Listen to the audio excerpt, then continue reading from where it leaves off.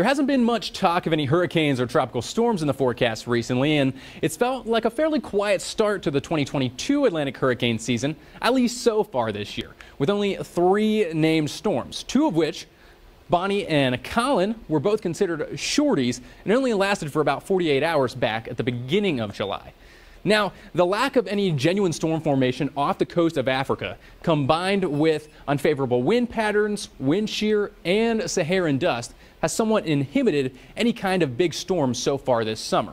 So yes, things have been quiet, but having 3 named storms by this point in July is actually pretty average. We've just become so accustomed to it being like the wild, wild west down in the tropics with one storm after another after another.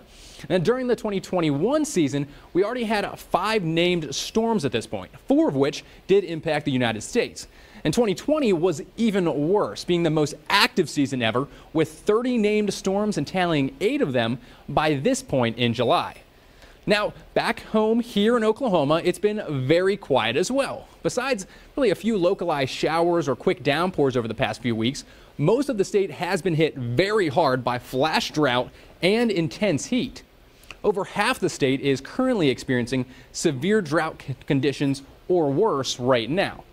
And the good news is a pattern change does look to be imminent by the end of July and really by the end of this week, with rain becoming quite likely by Thursday and Friday and even into the weekend. But a tropical system would do wonders for our current drought conditions.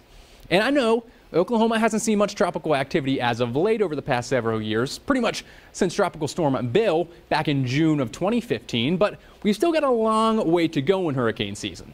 The 3 most active months, August, September, and October, are just around the corner. So even though it's not a guarantee, there's still the chance that the tropics really could ramp up and we could see a bit of that tropical moisture by the end of the summer.